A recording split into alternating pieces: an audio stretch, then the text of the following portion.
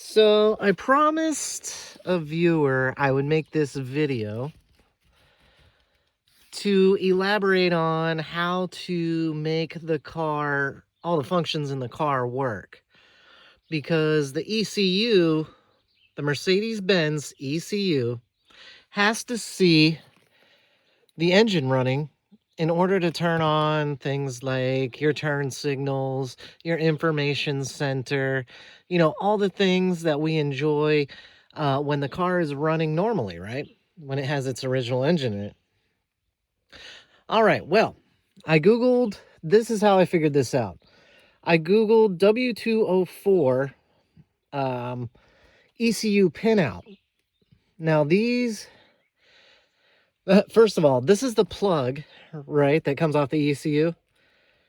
Don't hate on me too much for it because, there is a plan if I ever need any of this stuff again. But for right now, like I said, to make the car, the interior of the car, and all of its auxiliaries work, HVAC, things of that nature, you have to tell the car that the engine is running.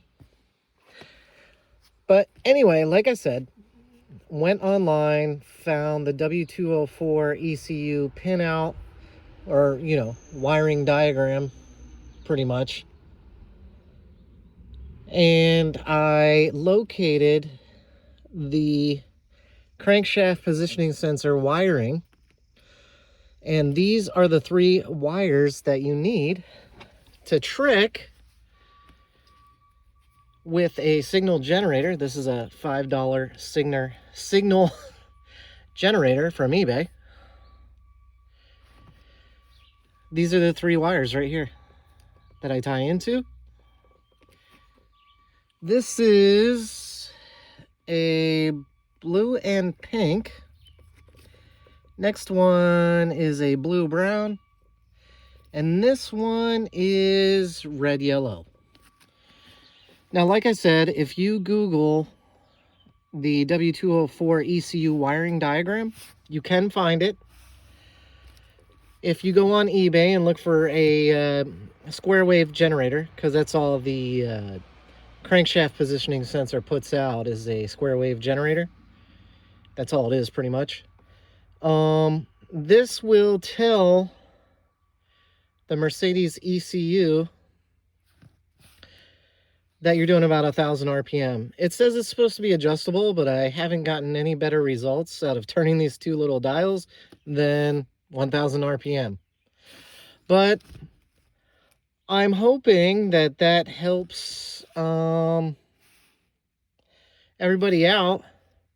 Like I have shown in my other videos, the Mercedes ECU is sitting on top of the engine, the LS, on a bracket that I made. That's in a different video. This is the LS computer, just for right now. Eventually it'll move over there or tuck up underneath, and none of this will be here. This is just for troubleshooting purposes. Once I'm going to get some fresh plugs, then I'm going to hook into that. Because I got the OBD2 port. Where is it? Yeah, right here. And then I'll get, free tuner software booted up. And we'll be good to go. But anyway, I want to make this video because I promised I would make this video. That's only one of the harnesses, right? That will be plugged in eventually, and then the other end of that wire probably be ran to a toggle switch. That way, flick up for fuel pump, start button, and then the other toggle switch will be flip up for car running.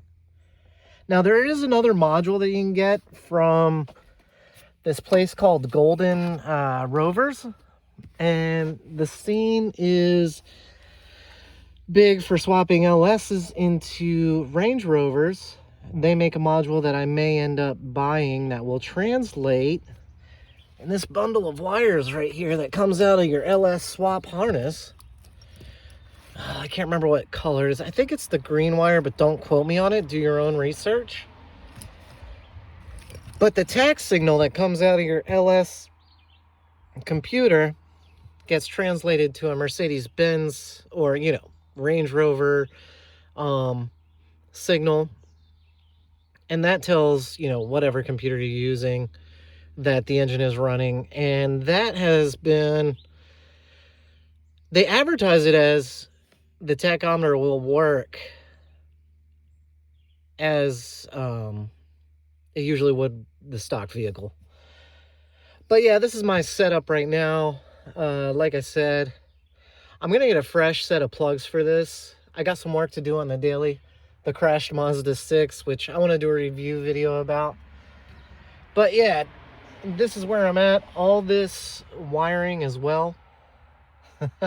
There's a lot more that goes into it, but I can cover it a lot more later. I just wanted to answer that question. As always, I appreciate everybody tuning in.